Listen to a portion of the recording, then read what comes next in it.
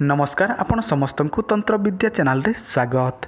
Friend, वर्तमान समय मोर घर को आसबार समय होता है किंतु यही लॉकडाउन पाई मु एबे घर को आसी पारु नाही आ सब बेले टेंशन रे रहूची सेति मु वीडियो मध्य अपलोड करि पारु नाही सेति क्षमा करिवे। किंतु देखंतु मो जहाँ मध्य आपन को यही वीडियो माध्यम रे सिखौछि से सब आपण सिखंतु दरकार हेले से सब प्रयोग करंतु।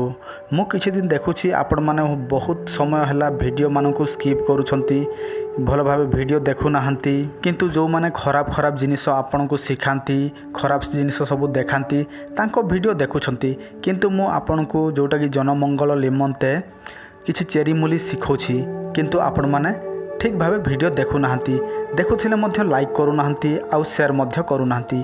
तेणु मु आपन को अनुरोध करूछि आपण भल भाव वीडियो देखंतु आउ जहाँ किछि दरकार आपन को से सब सिखंतु आउ दरकार पड़िले आपण प्रयोग करंतु। आउ ताबीज रो कथा देखंतु ताबीजटा लेट होउछि सेतिपई क्षमा करिवे किंतु आपण माने चिंता करंतु नाही आपण जेहेतु पैसा पठाइछंती ताहले आपण को निश्चय ताबीज मिलिबो सेतिपई आपण चिंता करंतु नाही। आउ अधिकांश लोक होय तो फोन करूथिबे मो सानो भाई को किंतु से नंबर ऑफ कर दैछि कारण एबे जो मान पैसा देइछंती से मानकर ताबीज ए पर्यंत पहुँची नाही सेतिपई से जानिकी एका फोन को ऑफ करिसंती। तेणु प्रथमे एई मानकर जो माने पैसा देइछन तांकर पहुँची जाऊ तापरे आपण मानक जो माने कि एबे वर्तमान ताबीज ऑर्डर करबा पई चाहउछंती से माने मध्य फोन कले तांको मध्य मिली जीवो आउ नंबर मध्य खोला रहिबो।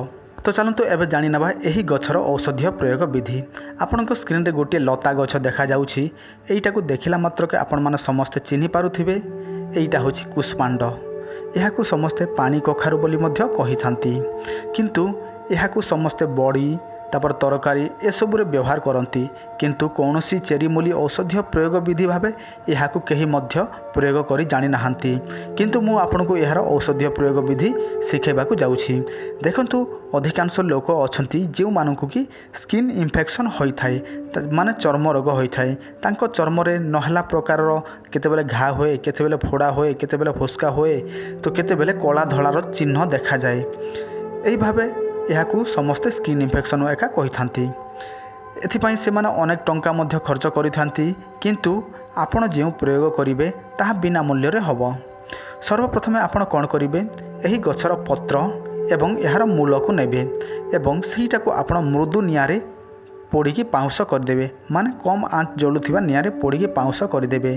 तापरे सही पाउंस को जो जगार स्किन इन्फेक्शन होछि से जगार आपण ताहाकू लेप लगाइबे। एही भावे आपण कम से कम 3 ରୁ 7 दिन पर्यंत करिले आपणकर जेकोसी स्किन इन्फेक्शन होता ना कहीं दाग खाज खुजरी जहाँ होता ताहा संगे संग निवारित हो आउ यह व्यवहार करिले आपन को कौन से साइड इफेक्ट हबार चांस नहीं। तेणु आपण माने आखि बंद करिके यह व्यवहार करंतु।